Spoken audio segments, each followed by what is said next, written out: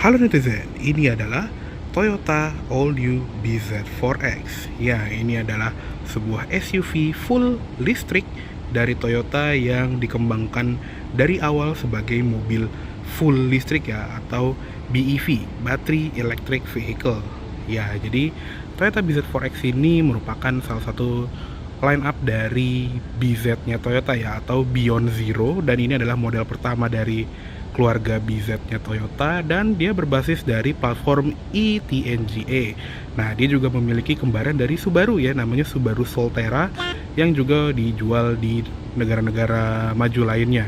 Nah, Toyota BZ4X ini masuk ke Indonesia pada bulan November 2022 lalu ya, sekitar 1 minggu sebelum launchingnya Toyota Kijang Innova Zenix. Jadi ini merupakan salah satu program It's Time for Everyone-nya dari Toyota Astra Motor Indonesia, yang merupakan program ramah lingkungan dari Toyota sebagai produk-produk yang ramah lingkungan seperti BZ4X, Toyota Kijang Innova Zenix, dan lain-lain ya.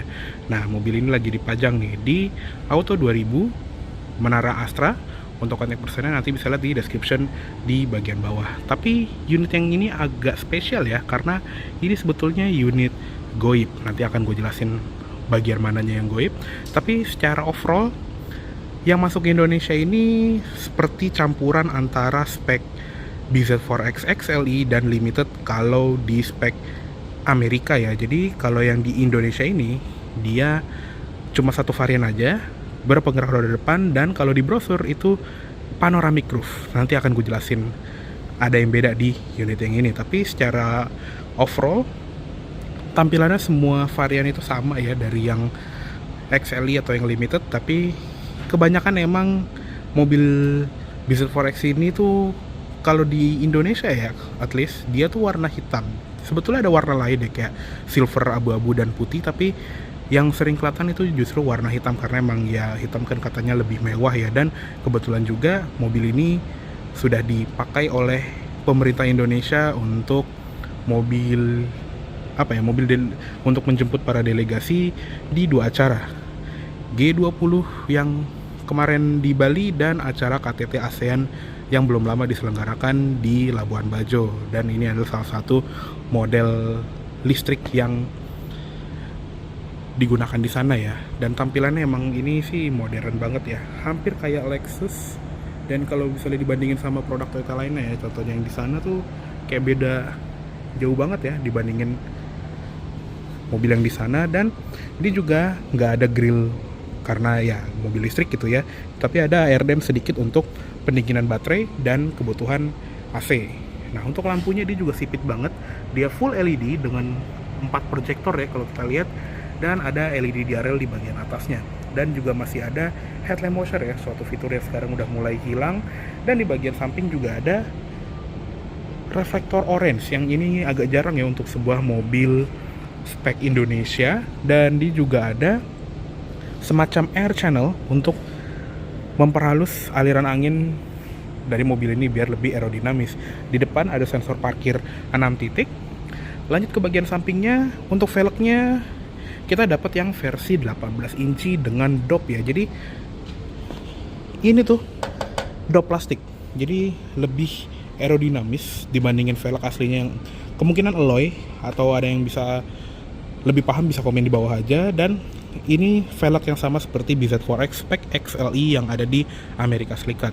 Kalau di atasnya yang tipe limited gitu, dia menggunakan velg alloy 20 inci, tapi kita dapatnya yang 18 inci yang berukuran 235 60 R18. Rem depan belakang pastinya sudah disc brake, sudah lengkap dengan ABS, EBD, brake assist, traction control, stability control, bla bla bla. Pokoknya banyak lah ya. Nah, di bagian fender depan kiri sini ada emblem elektrik dan ada charging port untuk mobil ini. Nah, kebetulan untuk yang spek Indonesia ini kita mendapatkan Type 2 CCS combo ya. Jadi ada colokan AC dan colokan DC fast charger di bagian sini. Dan pastinya juga ada over fender yang gigantic ini, atau lumayan besar ini ya, cukup unik. Dan kebetulan juga saat hari ini gue syuting mobil ini, Toyota baru aja meluncurkan CHR generasi kedua di global gitu ya. Jadi si CHR yang generasi kedua itu mukanya hampir mirip banget sama si BZ4X ini, bisa dibilang kayak BZ4X pahe lah ya, terutama dengan claddingan yang unik ini di bagian depan. Lanjut ke samping, untuk spionnya dia juga normal gitu ya, nggak nempel yang di pintu. Di ujungnya ada lampu sein LED. Di bagian bawahnya juga ada kayak dua tonjolan ya, satu mungkin untuk welcome light dan yang satu untuk kamera 360, dan ada welcome lightnya di sini ya. Jadi mungkin ini entah buat apa, mungkin ada yang bisa lebih paham, bisa komen di bawah. Ada claddingan hitam di bagian bawahnya lagi, dan handle-nya juga dia modelnya grip type dengan akses keyless entry di bagian sini.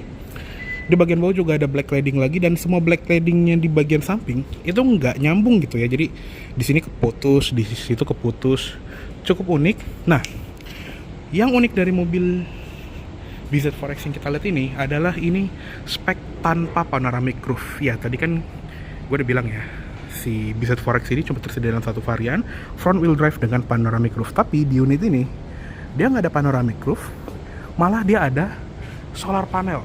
Iya, jadi di atas itu ada panel surya yang tugasnya untuk menambah range baterai, walaupun nggak banyak ya dibandingin kita ngecas langsung. Ya, tapi kita bisa parkir lebih lama dengan AC menyala gitu ya.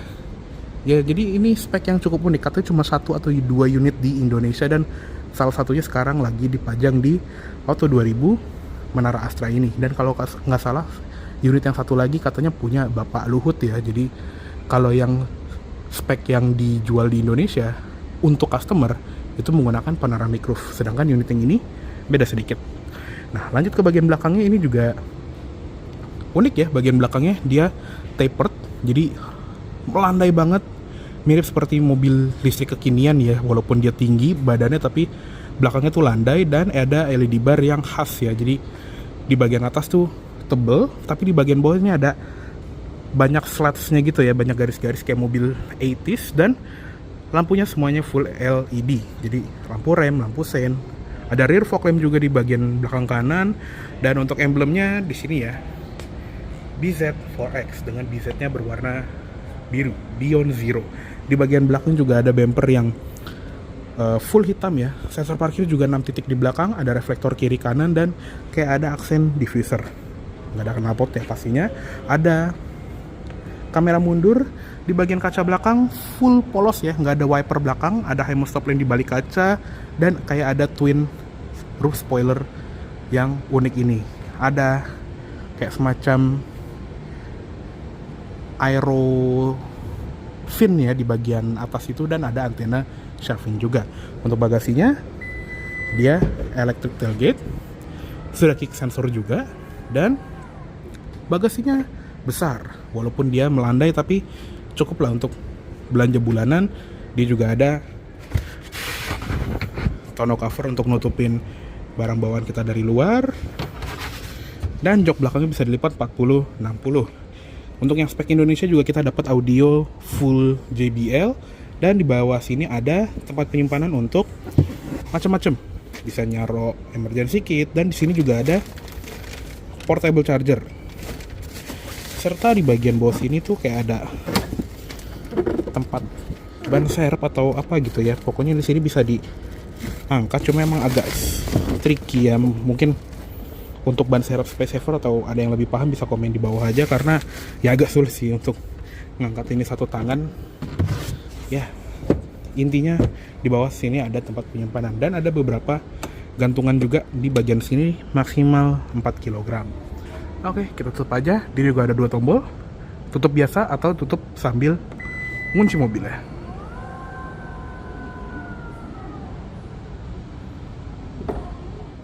Oke, sekarang kita lihat ke ruang mesinnya dari Toyota BZ4X. Ya, jadi si BZ4X ini bukan kayak mobil listrik kebanyakan yang punya storage di bagian sini ya, melainkan di sini adalah control room sekaligus tempat untuk motor listriknya berada. Nah, dia menggunakan motor listrik bertenaga 220 PS dengan torsi 266 Nm yang mendapatkan tenaga dari baterai lithium ion sebesar 71,4 kWh.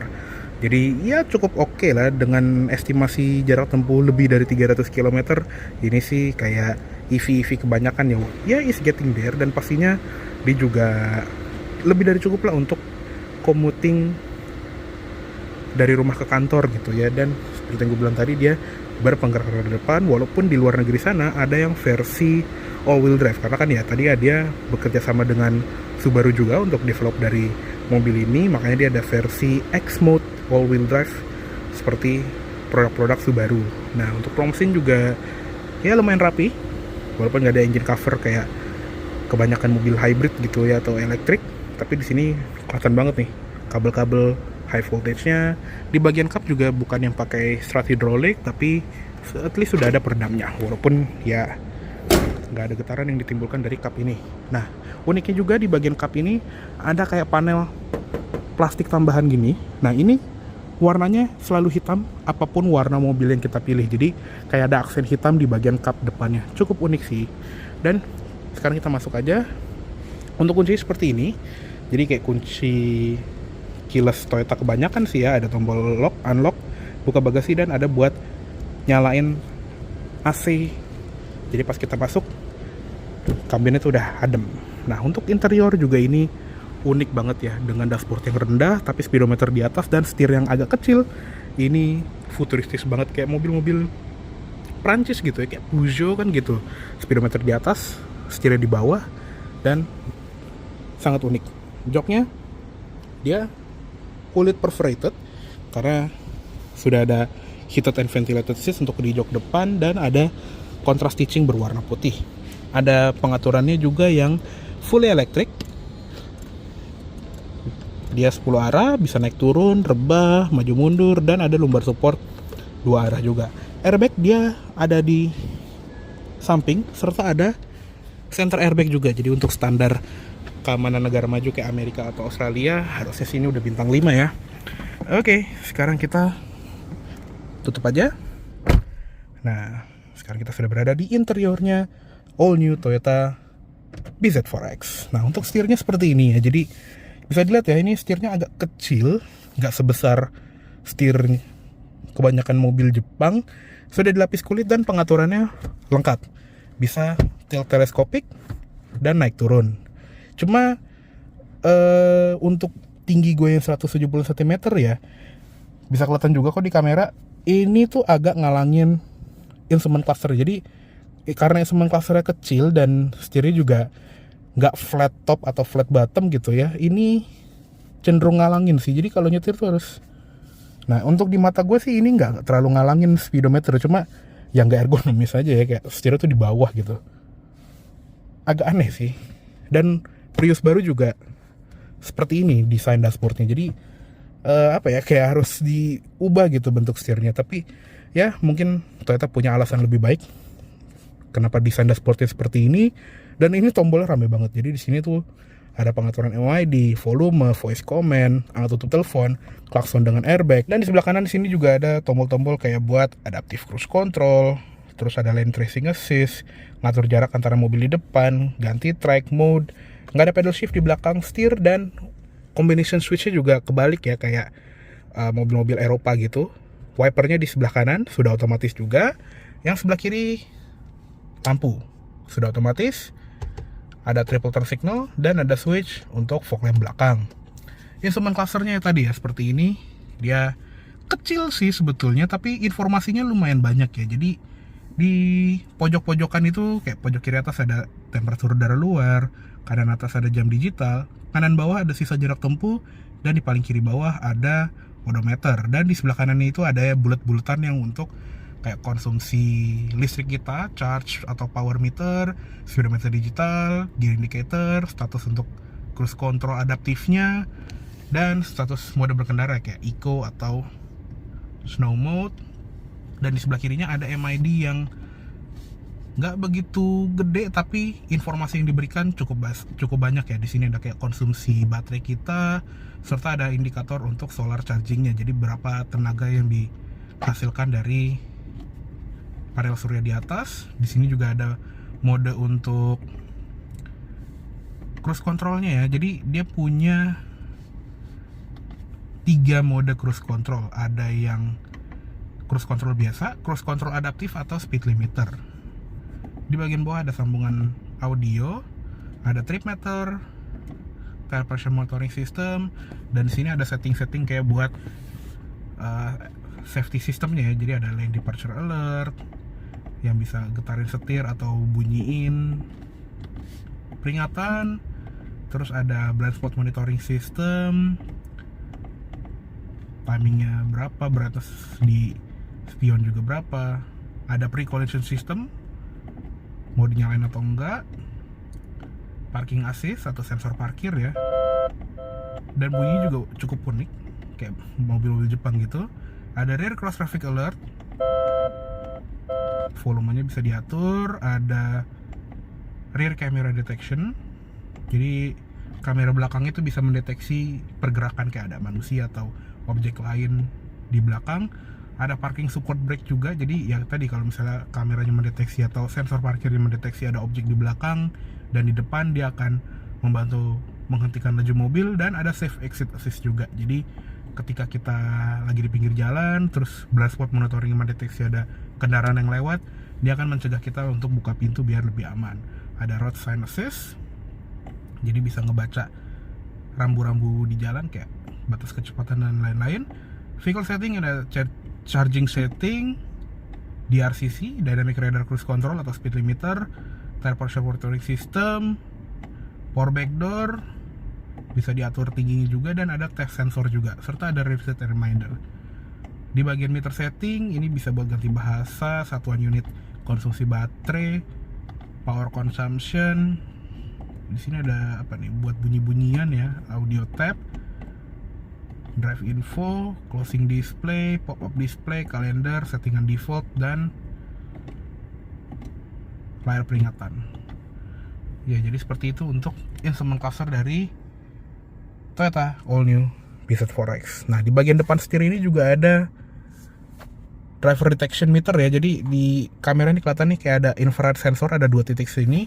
Kalau di mata telanjang ini nggak akan kelihatan, tapi kalau di kamera dia ada indikator seperti ini yang tugasnya itu memantau mata si pengendara, apakah dia ngantuk atau enggak. Sekaligus dia juga bisa memberitahu kalau lu kurang fokus nih nyetirnya, pay attention di depan gitu.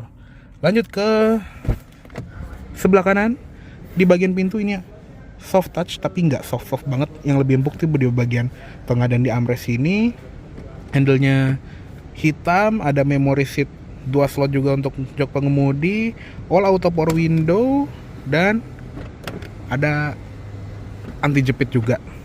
Di sini ada pengaturan spion, dan pelipatannya juga bisa auto folding ya, atau bisa dilipat secara elektrik langsung gini juga. Di bagian bawah juga ada speaker dari JBL, dan ada door pocket serta cup holder. Lanjut ke bagian dashboard sini, ada ventilasi AC bisa dibuka tutup, dan panel di dashboard ini tuh kayak denim gitu ya, bahannya cukup unik, bukan plastik atau soft touch kulit biasanya kan ya.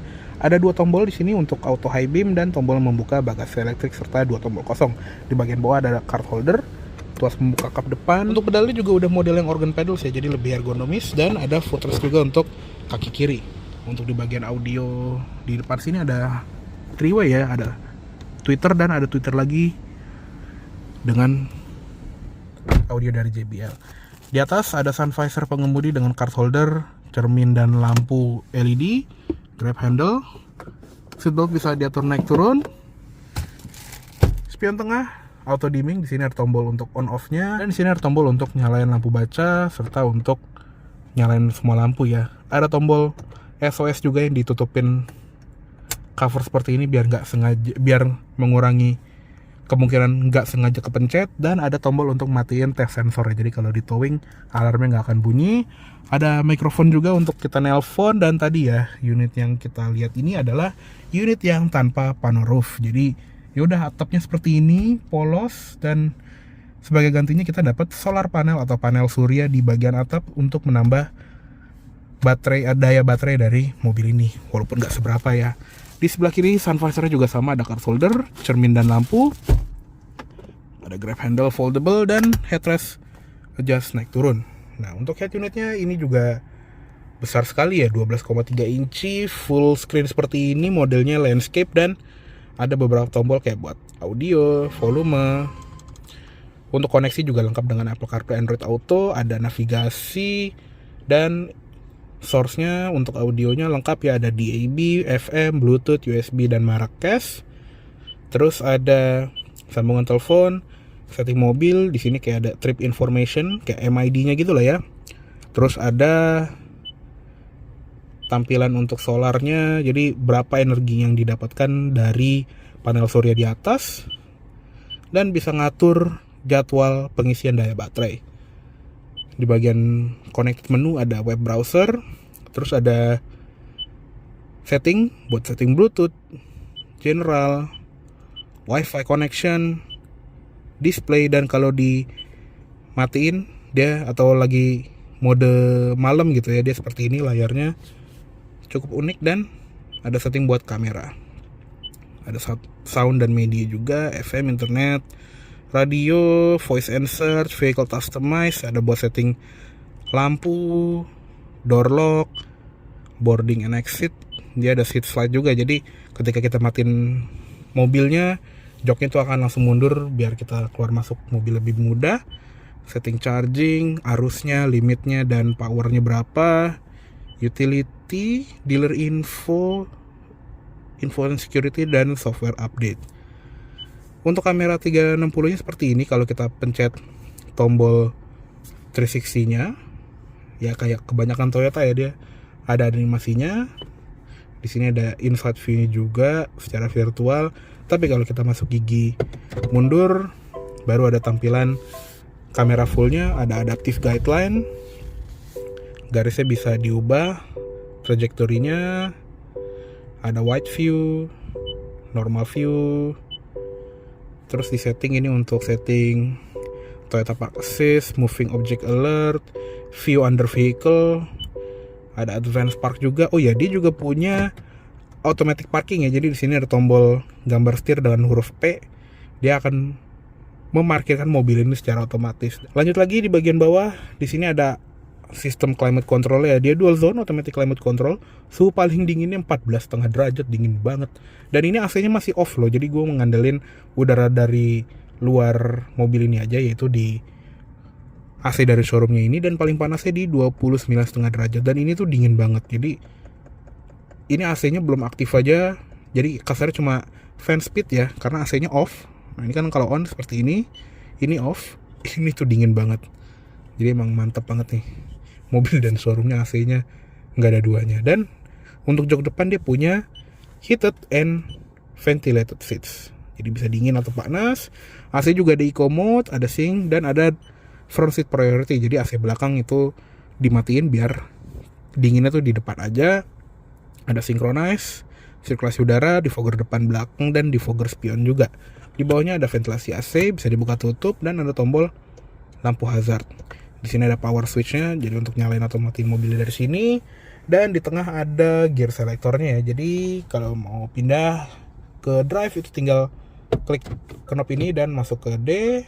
Untuk masuk R tinggal putar ke kiri, dan untuk neutral klik sekali aja. Untuk masuk ke mode parking tinggal pencet tombol P di sini. Ada electronic parking brake juga di sini dengan auto hold, serta ada mode one pedal driving. Di sebelah kiri ada mode berkendara ya, eco mode, snow mode, kamera 360 view, auto parking, dan untuk matiin traction control serta stability control.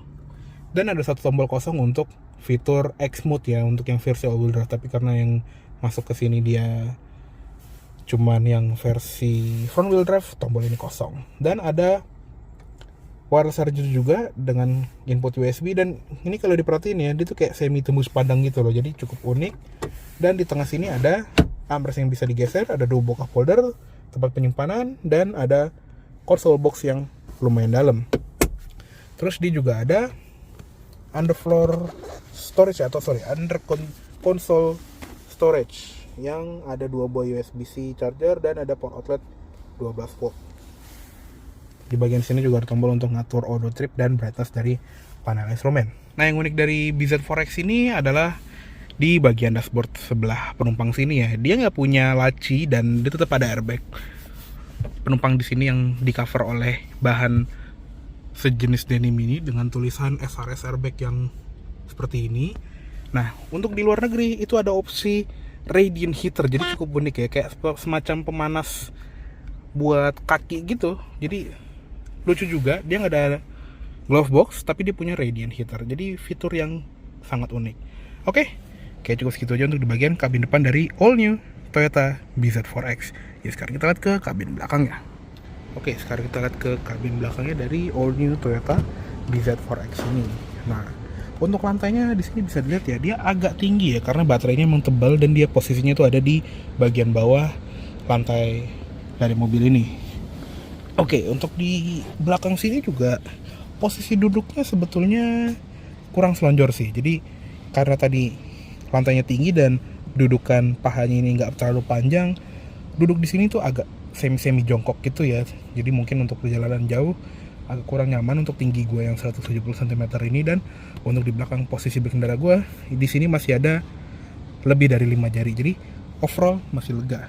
Sedangkan untuk headroom di sini kepala gue udah bersandar di head restraint dan masih ada 3 sampai 4 jari, jadi overall masih aman banget untuk headroom di belakang sini, walaupun tadi si plafonnya atau atapnya itu dia lumayan melandai.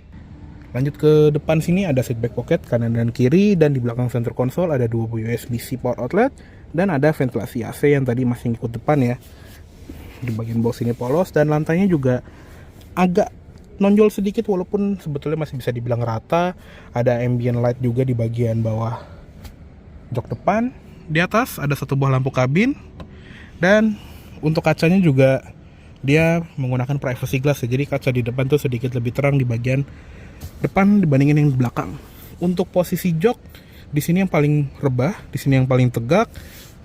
Bahannya juga sama seperti di depan, dia full kulit dengan perforated, walaupun di sini nggak ada heated atau ventilated seats-nya, dan dia juga ada ISOFIX atau kalau di Amerika tuh namanya latch ya.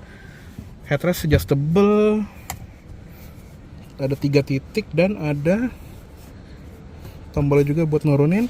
Di tengah ada armrest kalau nggak ada orang, ada 2 buah cup holder dan ada smartphone storage. Seat belt juga 3 titik.